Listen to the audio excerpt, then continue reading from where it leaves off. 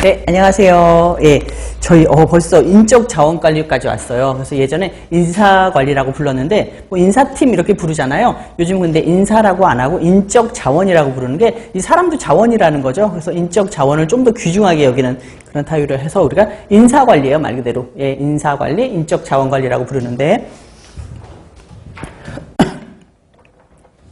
우리가 사실은 영양사님 되셔가지고 굉장히 많이 하게 될 일이 구매잖아요. 구매는 정말 매일매일 하게 되는 건데 조금 익숙하지가 않단 말이에요, 여러분들이. 그래서 조금 까다로운 건데 이 인사관리가 정말 까다로워요.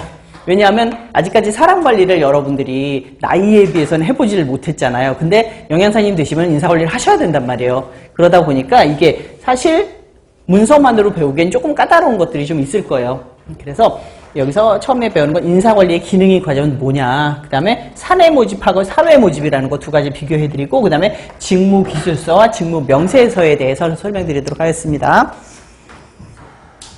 일단 인사관리의 정의는 우리가 조직체가 목적 달성을 하기 위해서 필요한 인적자원, 그러니까 사람을 뽑아서 훈련시켜서 일 잘하도록 만드는 것이 인적자원관리라고 얘기하는 건데, 그래서 인적자원관리에 해당하는 거는 확보, 동그라미 할게요. 확보, 개발, 보상, 유지, 요 네 가지가 인사관리, 인적자원관리 반드시 들어갑니다. 그래서 보시면 인사관리도 다른 거와 마찬가지로 이제 업무적인 기능하고 관리적인 기능이 있는데, 저랑 이제 하다 보니까 여러분들이 관리적인 기능이 뭔지 아세요. 관리자 들어가면 무조건 계획조직 지휘조정 통제예요.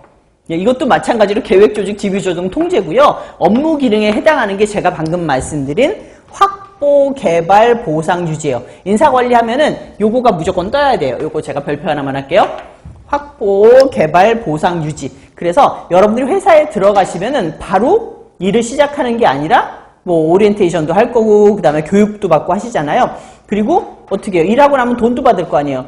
돈 받다 보면은 몇 년 지나면 또 승진도 하실 거 아니에요. 그죠? 그런 것들이 전부 다 이 안에 들어가 있다는 얘기예요. 그래서 그거를 카테고리로 나눈 게 확보, 개발, 보상, 유지 네 가지라고 보시면 되고, 각각에 해당하는 게 뭐가 있는지 보고 들어갈게요. 확보는 뭐냐면 내가 사람을 말 그대로 적정한 인원수를 확보하는 거예요. 그렇죠? 우리가 만약에 좀 짧게 얘기해서 40시간의 일을 해야 돼요. 근데 한 사람이 얼마만큼의 일을 하냐면 한 사람이 8시간의 일을 할 수 있단 말이에요. 그러면은 우리 회사에서 이번에 몇 명 뽑아야 돼요?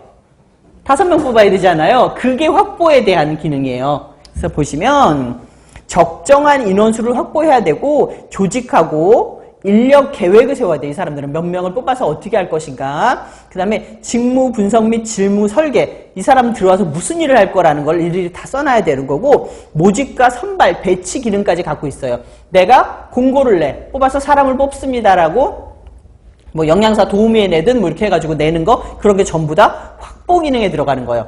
사람 뽑아서 배치하는 것까지. 그리고 개발은 뭐냐면 이 사람이 훈련을 통해서 올바른 직무 수행에 필요한 기술을 향상할 수 있도록 교육하고 훈련하는 걸 우리가 개발한다라고 얘기를 해요. 사람 뽑아서 개발하고 훈련하고, 또 경력 개발도 해주고, 또는 조직 문화 개발도 해주고, 뭐 아오홈에 들어갔다 이 사람이, 그러면 나는 아오홈인이다, 이거를 막 머릿속에 주입을 시켜주는 거, 그게 개발하는 과정이에요. 세 번째 보상이거든요. 보상이 우리들 다 알아요. 돈 받는 거예요. 예, 일했으니까 돈을 받아야 되는 거죠. 그래서 조직 목적 달성에 적당하고 공평한 대가를 적용받는데, 여기에 해당하는 것이 직무 평가, 임금, 급여죠. 또 보상관리, 이런 것들이 전부 다 보상에 들어가요. 그리고 유지기능, 유지기능이라는 건 뭐냐면 우리가 한 달만 일하고 돈 받고 그만둘 게 아니기 때문에 이 사람을 계속적으로 유지를 시키려면 어떻게 해줘야 되냐면은 인사고과를 해요.